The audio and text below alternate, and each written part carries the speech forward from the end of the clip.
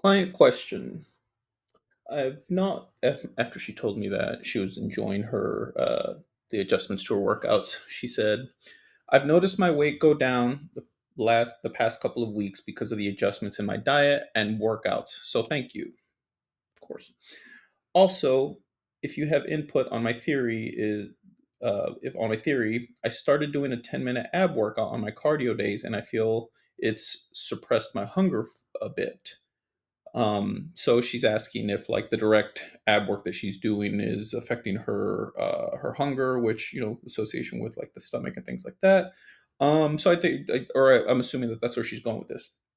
And I think when I answered, it seems to confirm. I said whether it's working on abs, calves, or biceps, the mechanisms at play that affect your hunger have less to do with the muscle groups like your abs near your stomach and more to do with the systems that govern digestion and hormonal hunger cues. Basically, you're either fight or flight or rest and digest. And this is a very simplistic way to look at it. Hunger and your physiology is very complex. Your body isn't going to be sending you hunger signals if it thinks you're in a war. I'm being very exaggerated in my response. Resistance training will always give your body that type of feedback and prioritize getting things done over Cheetos in the cabinet calling you. I hope that makes sense. She says, I think I understand. So my body is sending less signals of hunger and it's not related to the ab workout. So confirming what I thought she was talking about. But why now? And why doesn't it last for weeks?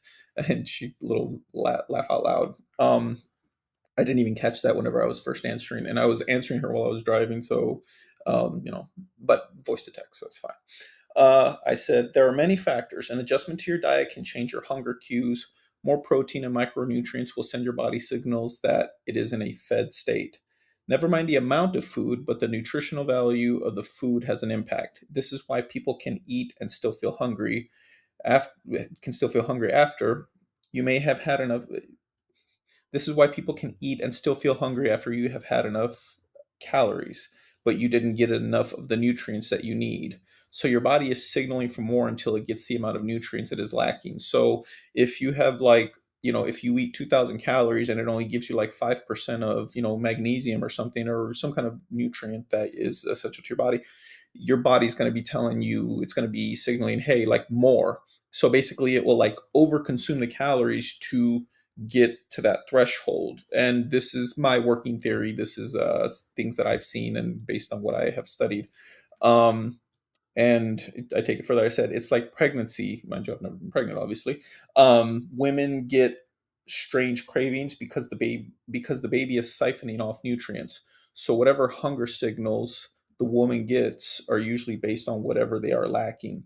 Your body finds a way to get what it needs. This is why healthy eating is beneficial. And I put it in quotes because healthy eating is a very nebulous term, especially these days. Said not necessarily because other foods just make you gain weight, it's that the nutrient dense foods keep you from overeating. And then I added sleep is another factor that affects appetite, which I'll come back to that.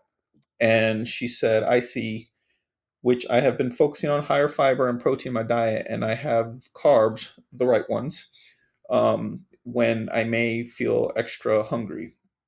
Also, managing more kale and spinach in my diet or healthy fats like avocado. And she goes on to some other stuff with her that she's been monitoring in terms of like her labs and stuff like that.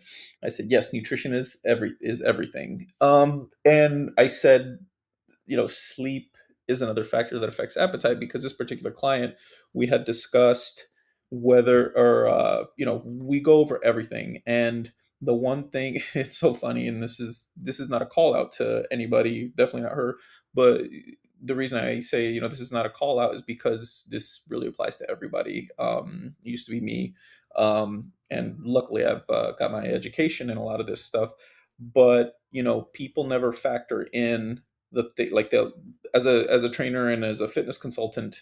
I hear all the good things that people do. It's like going to your well, give that example, but it's people will tell me, well, like I basically eat clean, and I don't do this and I don't do this, but they're only putting it into the context of like three out of the 7 days of the week. And that's important because you start to associate like the lack of pleasurable food that you get those 3 days with the feeling of success, which is right.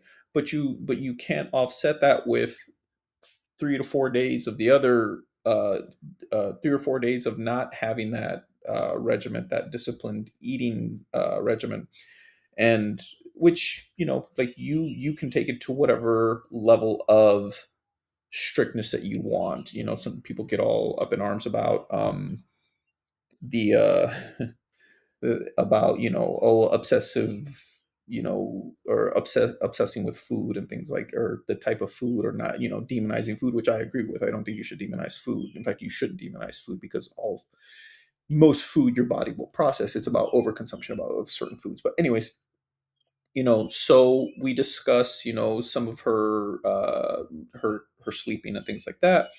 And she says, at the end of the day, it's really hard for me to, or we discuss life, and like how hard it is to stay regimented, and how hard it is to stay in a healthy practice when life gets hard. Like nobody's thinking about the salad that you made, that you prepped when you're, on your way home from a long day of work, and you're exhausted, and the drive-through signs are just, flagging you down, telling you that hey, this is quick and easy. And that's the other thing, like convenience, right? So one of the things that I noted was that she enjoys wine, and I said, you can have wine, you just have to account for it. You can't have it all. You can't have your wine and your career and fitness and the family and all that stuff, right? Some things have to be in balance, and that's where people burn themselves out. So anyways, I said, I told her to start practicing less frequency in terms of how often, how many nights she has a glass of wine after work. Making her out to be like an alcoholic. She's not an alcoholic. Um, you know, it's about, or I said, practice doing that less frequently, and we'll see how you feel. And I think that that has something to do with it too, because when you're off in terms of your sleep pattern, first of all, alcohol is the worst thing for you, period. I mean, I say that as a former, I don't not drink because health or whatever. I just haven't found a reason to, like I don't need it to socialize anymore. I usually have something to do the next day. Like I stay busy. So um not even a beer is tempting. So but if you're drinking alcohol at night, you have to understand that you don't go into the deeper REM cycles that you need for rest and recovery. So even though you feel like you're crashing after you've had a few drinks, really you're essentially going into comatose. Alcohol is just sedating you, which in this day, I'm sure people are like, yeah, like just put me down for to sleep. I don't want to sit here and let my thoughts spiral.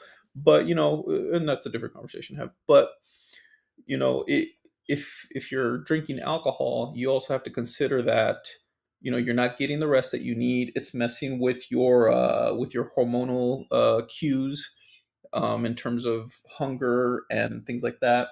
And let's see what else I had written down here. Yeah, so alcohol induced sleep is essentially fake sleep. These are notes that I'm taking.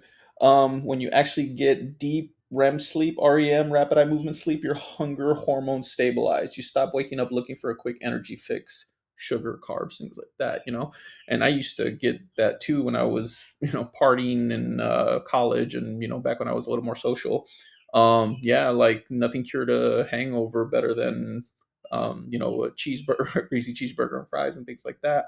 And then just rest in general, right? The more rested you are, the less, tense and anxious you are, cortisol, all these different things. Again, I it's a very broad subject that has so many different variables, and everybody is affected differently, right?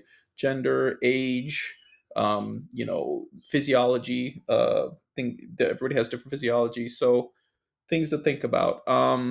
So hopefully she will continue to have success in this. And if you get anything from that, if it resonates, cool. If not, if there's something that doesn't make sense, let me